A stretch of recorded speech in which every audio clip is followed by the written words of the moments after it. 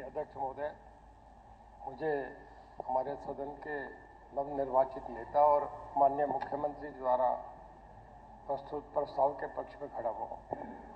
एक बड़ी अच्छी परंपरा है कि विधानसभा जो है वो एक लोगों की संपत्ति है, पब्लिक इन्वेस्टमेंट है और उसे बहुत अच्छी तरीके से निभाया जा रहा है। जब पहली बार मुख्यमंत्री बने तो इन्होंने विश्वास मत लेके लोगों में जाना चाहिए, तो लोगों में एक मैसेज जाना चाहिए। मैं इस प्रस्ताव का स्वागत करता हूँ। देखिए, इंग्लैंड का कॉन्स्टिट्यूशन टोटल कन्वेंशन पे है। हमारा देश वर्ल्ड का सबसे लार्जेस्ट डेमोक्रेटिक सेटअप है। दुनिया देख रही है, आज हरियाणा भी देख रहे हैं जो हाउस में चल रहा है। हम सब अगर ठीक बात पे ठीक बोले तो ज़्यादा लोग पसंद करेंगे।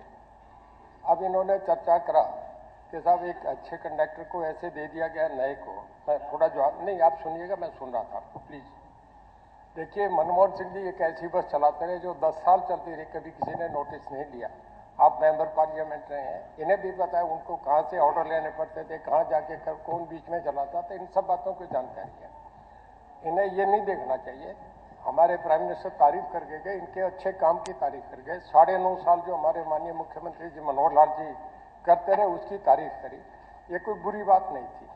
आज देश वो जननायक बन रहे हैं, पूरा देश। इनको मैंडेट की बात करी मेरे साथियों ने। मैं आपसे कहूँगा कि इंग्लैंड में, अमेरिका में ओपिनियन पोल होता है। अभी अप्रैल और मई में मैंडेट आने जा रहा है, लोकसभा का होगा। इनके लोग तो टिकट लेने को तैयार नहीं, चुनाव लड़ने को तैयार नहीं। ऐसे हालात हमारे नेता माननीय मोदी जी हैं, उनकी 28 की 28 सीटें गुजरात में आई हैं। पिछली बार भी 2014 में, 19 में, फिर 24 में आएंगी। और इनके नेता अपनी सीट छोड़ के बाहर जा रहे हैं। सोनिया जी ने चुनाव लड़ने से इनकार कर दिया। राहुल गांधी जाके वायनाड से चुनाव लड़। आप बोल रहे थे, माफ करना, एक मिनट उड़ा साहब, कोई नहीं, आप खटारा, एक मिनट यार, बहन जी बैठने देना।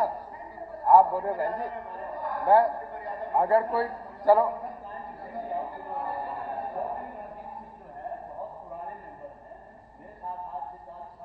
सदन के मेंबर थे और बहुत इंटेलिजेंट आदमी हैं, बहुत काबिल आदमी हैं, प्रशासक भी अच्छे हैं। चलो, लेकिन इसमें जो है ना जी, इस तरह से मतलब विश्वास मत की अलग हटके बोलना, मतलब किसी पार्टी के ऊपर कीचड़ उछालना, किसी नेता के ऊपर, ये शोभा नहीं देता।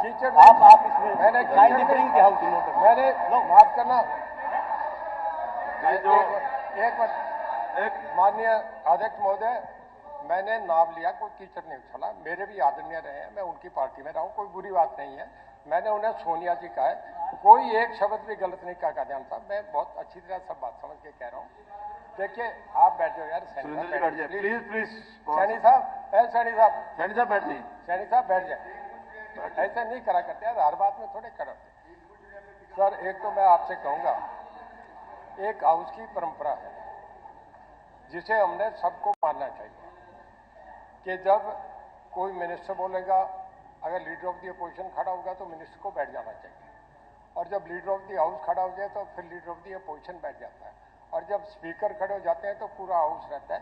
यहाँ दोनों तरफ भी हम गलत कर रहे हैं। मेरा एक तो सदन से ये निवेदन है कि जब उनके लीडर ऑफ द अपोजिशन बोले तो हम कोई नहीं खड़े, हम उन्हें आराम से सुनेंगे।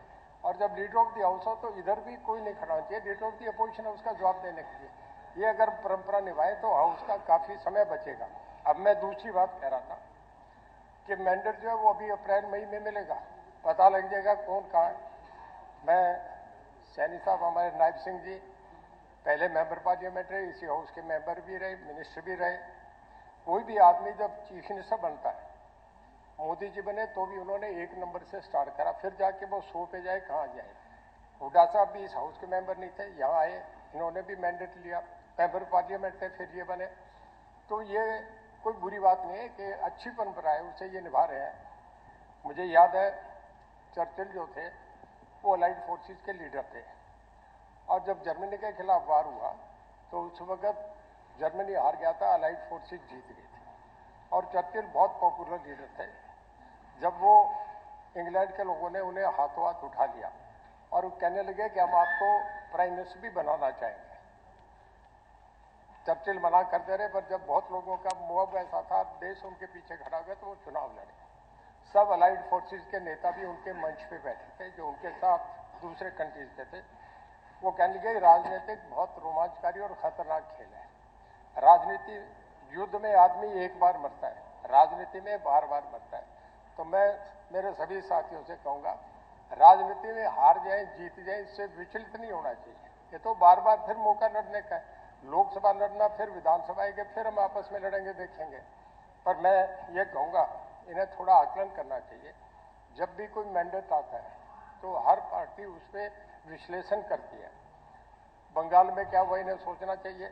मैं वो स्टेटें गिना रहा हूँ जहाँ 40 साल से कांग्रेस नहीं है, किसी का नाम नहीं लूंगा। बंगाल में, यूपी में, बिहार में, इसके बाद गुजरात में, उड़ीसा में, तमिलनाडु में, जहाँ देश की 250 सीटें हैं, वहाँ पिछले 40 साल से कहीं कांग्रेस नाम की कोई चीज नहीं है। तो जब ऐसे हालात हों तो उस पर आकलन इन्हें करना चाहिए। हमारी बस को नहीं देखेंगे कैसे चलेगी। मैं माननीय सदस्यों से कहूँगा कि एक नए आदमी आए हैं और उन्होंने हरियाणा में एक चेहरा पेश हुआ है, उन्होंने काम चलाना है, उन पे जरा भरोसा करें, जरा एक समय दें। अगर इन्हें ठीक नहीं लगे तो अप्रैल में चुनाव आ रहे हैं, फिर उसके बाद सितंबर में विधानसभा में चुनाव आएंगे। आप भी आजमाएं, हम भी आजमाएं, अब सुनते रहें। पंडित जी हर बात पे नहीं बोला करते प्लीज। तो वो देखना चाहिए कि कैसा है। मैं इस प्रस्ताव के पक्ष में खड़ा हुआ हूँ और मैं विश्वास करता हूँ कि जिस भरोसे से सदन इन्हें विश्वास दे रहा है कि पूरे हरियाणा के सब लोगों को रिश्तों का महफूज करके बहुत बढ़िया तरीके से चलाएंगे। मैं प्रस्ताव के पक्ष में करके अपना स्थान लेता हूँ। बहुत